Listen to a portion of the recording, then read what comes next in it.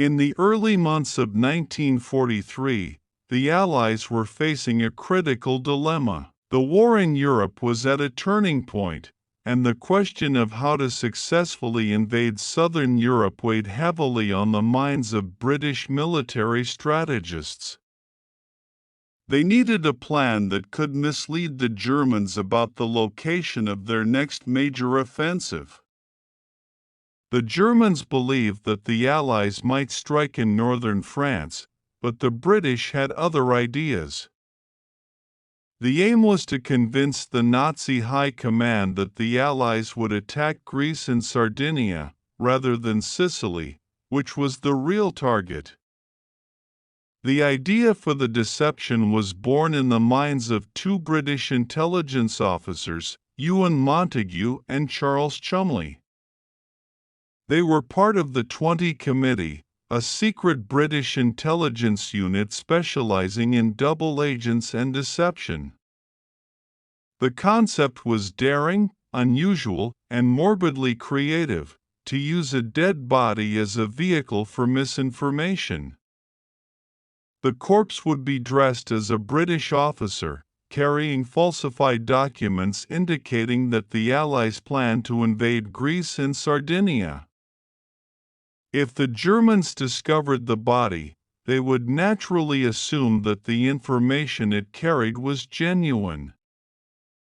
The plan required meticulous preparation. The officers had to select a suitable corpse, craft a believable identity for the fictional officer, and create authentic-looking documents.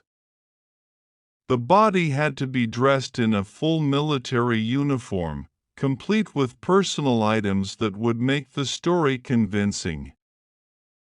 Letters from family members, personal photographs, and even receipts were carefully arranged in a briefcase. Every detail was scrutinized to ensure that the deception would be credible to the Nazi intelligence services.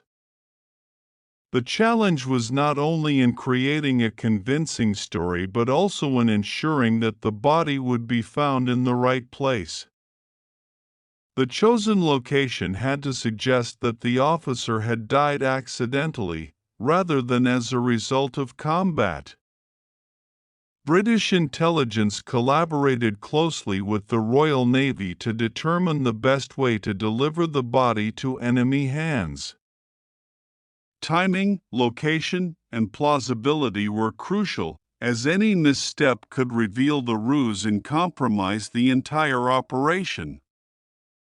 As the plan developed, Montagu and Chumley knew that the success of the operation relied on the Germans' own assumptions.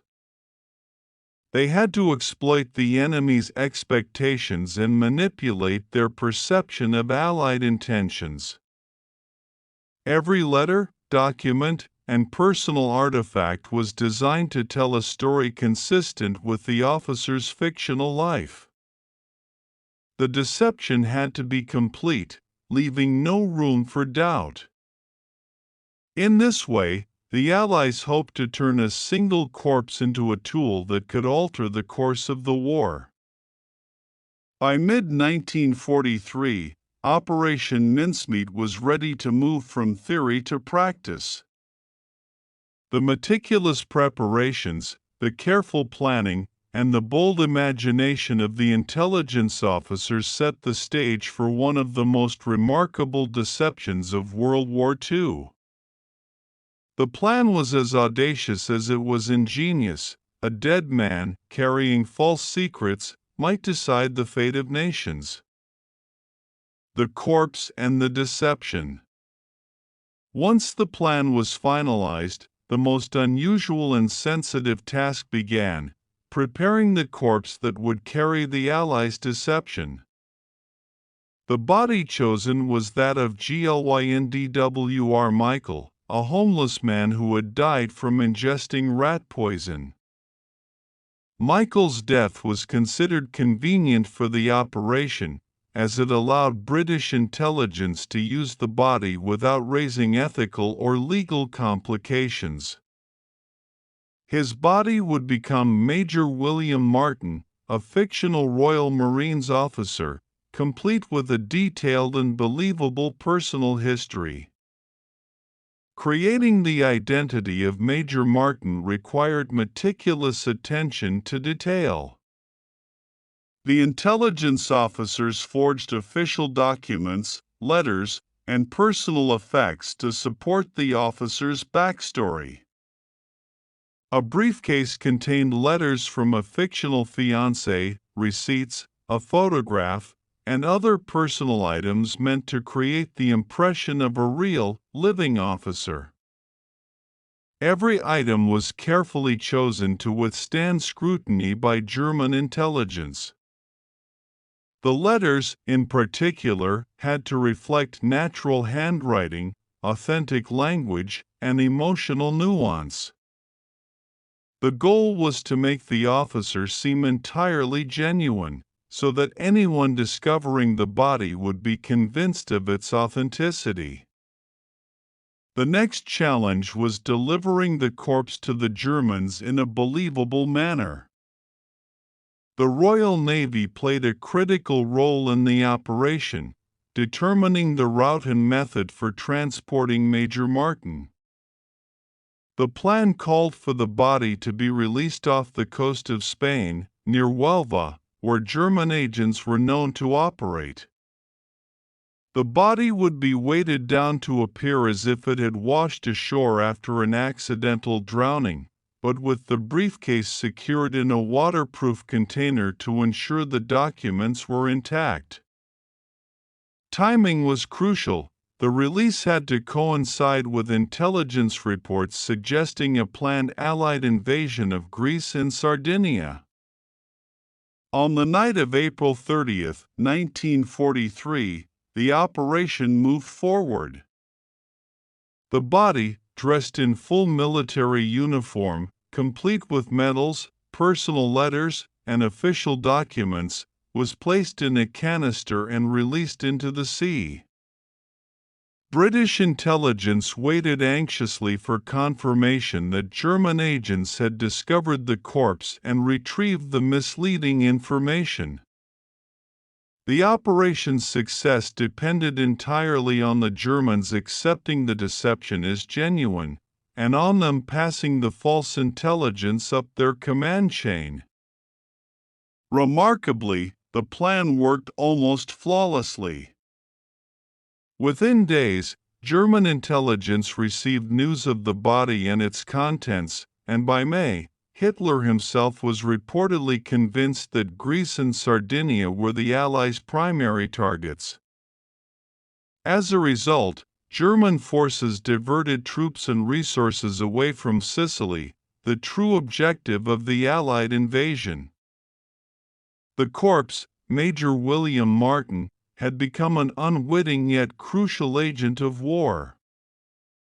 Through a combination of careful planning, attention to detail, and sheer audacity, the Allies had used deception to manipulate the enemy's strategic decisions without firing a single shot. Operation Mincemeat demonstrated the power of ingenuity in warfare. A single, well-crafted lie, delivered through the unlikeliest of means, a dead man, could alter the course of battles and save countless lives. The operation also highlighted the creativity and meticulous planning of British intelligence officers, who recognized that in war, deception could be as decisive as force. Major Martin's body, though lifeless, had achieved what armies and weapons often could not. It had changed the minds of men in power and shaped the outcome of history. Victory through misdirection. By the time Major William Martin's body had washed ashore near Huelva, Spain, in early May 1943, the stage was set for one of the most extraordinary acts of military deception in history. British intelligence had not only fabricated a persona, but had created a complete life story for the fictional officer, designed to withstand even the closest scrutiny by enemy agents. The letters, receipts, personal effects, and official documents carried by Martin were so meticulously crafted that the Germans could find no hint of forgery or doubt. Every detail was intended to convince the Nazis that the Allied invasion would target Greece and Sardinia, diverting their attention from Sicily, the true objective. The Germans, eager for actionable intelligence, took the bait. Spanish authorities, unaware of the Allied plot but loyal to their own intelligence obligations, passed the documents along to German agents. Once in Nazi hands, the deception began to influence strategic thinking at the highest levels.